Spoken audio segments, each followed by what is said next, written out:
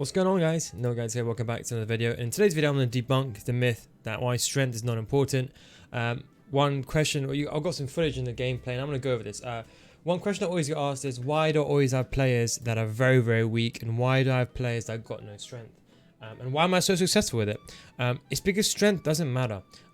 It's because a lot of players, they don't understand how the game works, and that is due just from personal experience, and obviously certain other YouTubers teach certain other things. So this is a school of thought from Neil Guides. So if you're looking for a more of, quick get rich scheme kind of system, this won't be the video for you. It's all about the touches, and the touches are the most important. That's why you can see someone like Overmars, someone like Neymar, they're very weak players, but they're able to hold the ball very well. And it's all to do with movement. You see, the way FIFA works is it's not like real life. In real life, strength is more important. Yes, I agree, but this is entirely just a game. So you can see, for example, even my defenders, like for example, this is a typical example, right?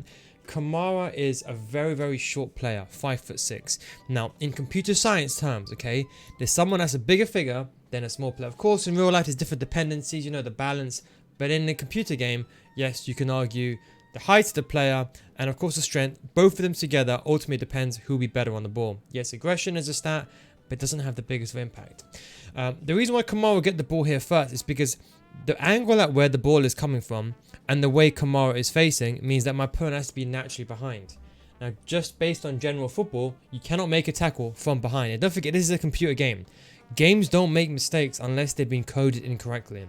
Now, thankfully, in this situation, most time if you make a foul from behind, you'll always be a foul to me, and I'll be able to take a free kick.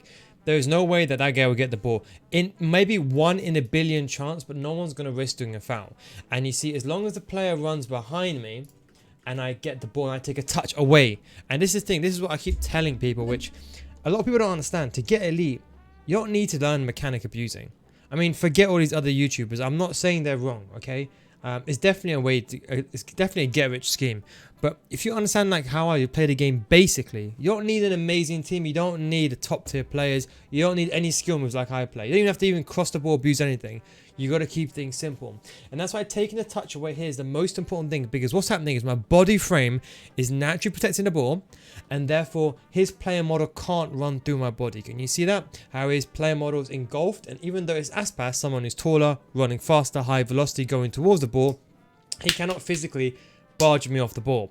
And that is why strength is irrelevant as long as you're taking a touch safely. It's because players here, they try to take a touch behind into the player and they lose the ball, whereas you take the touch, let's say, and imagine like in a pie chart system, right? Let's just say it looks like the worst pie. It looks like Pac-Man, to be honest, backwards. But the red angle, the red zone is where the ball is coming from, where he is.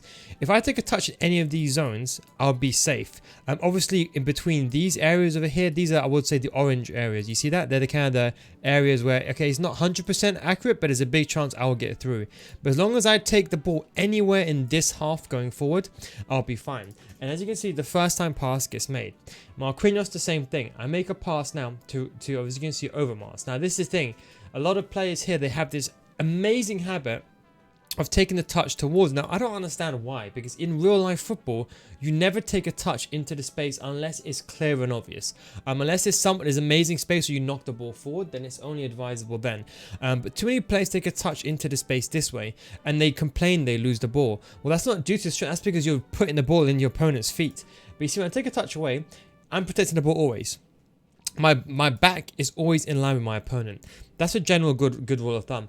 The white cursor above the player's head is the player that's selected. There's only one player that can run towards the ball. In old school FIFA, old school PES should I say, FIFA 19 prior, there was teammate contain, where players used to run to the ball. That was very much a different thing.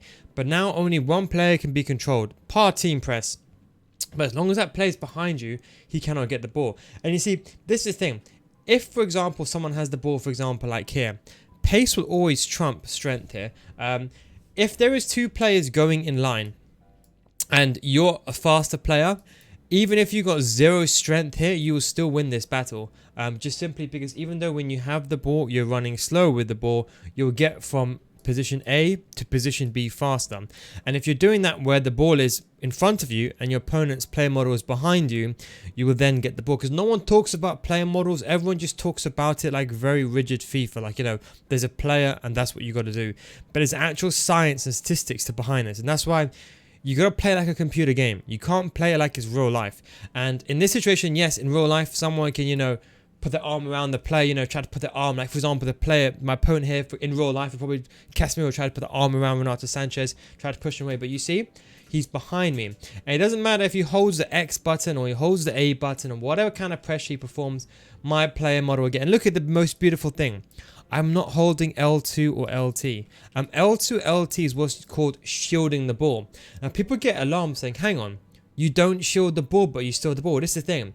Because the player model is behind me, I don't need to shield the ball. Now this gets into a bit more of an exact science, which I wouldn't recommend most, but the case you're wondering why I don't hold the L2 button is because it slows this player down.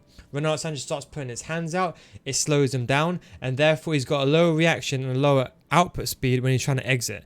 Now that's next level. I don't expect anyone to even know that. I don't even expect some of the pros to even know that, but that's the reason why I don't hold the L2 button. But it's right to hold the L2 button or the LT button to shield the ball here, but you see I don't. Because you can see even Renato Sanchez, not the strongest of players, but it's only in for Renato Sanchez, not as strong, but against Casemiro, you can see just purely because of pace and the player model. And you can see that once Overmars, now listen, you're wondering why is Casemiro running past me? It's because the player with the ball at his feet is always going to run slower than the player without the ball. That's just common sense. Even in real life, everyone knows that. But it's all about angles. If Casemiro is running like this way and I got CR7 on the ball, you know who's going to win this race between CR7 and Casemiro? Guess who? Have a little guess. Just have a guess. Yellow or red? Write down in the comment section down below what you think. The answer is red. It's because his geometry, his angle. He's got a shorter angle to run. A different angle. Therefore, he's got a shorter distance to run to point A. Whereas, for example, B. And if you compare B with Ronaldo, let's say B, he has to run all the way in a straight line, whereas C is kind of cutting it across. So it's a different situation to go to route A, and that is kind of like the postman Dijkstra's theory kind of thing, right? And on a more basic level. And that's the thing, because it's a faster route, you're going to get there first. And you can see, look, once Casemiro is going in front of me, and I know he's going in front of me, then I turn the ball away.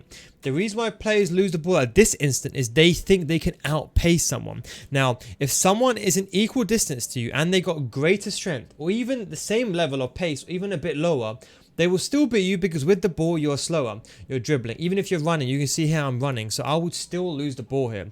But the safest thing to do is do a ball roll or take a touch away. The reason why you're now losing the ball is you try to run all the way over here, thinking it will go through.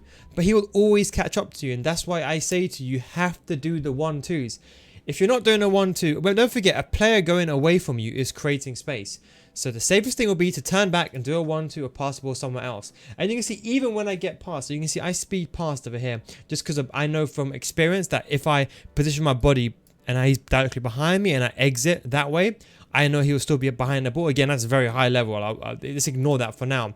But because I knew that, I knew that he still couldn't get the ball. But you see, I still keep the ball safe and I turn the ball around and then I pass the ball going forward. And this is what's important. This is what's known as recycling the ball and holding the ball. And that is why strength is not that important. You can see even when I get inside the box over here with someone like Neymar, right?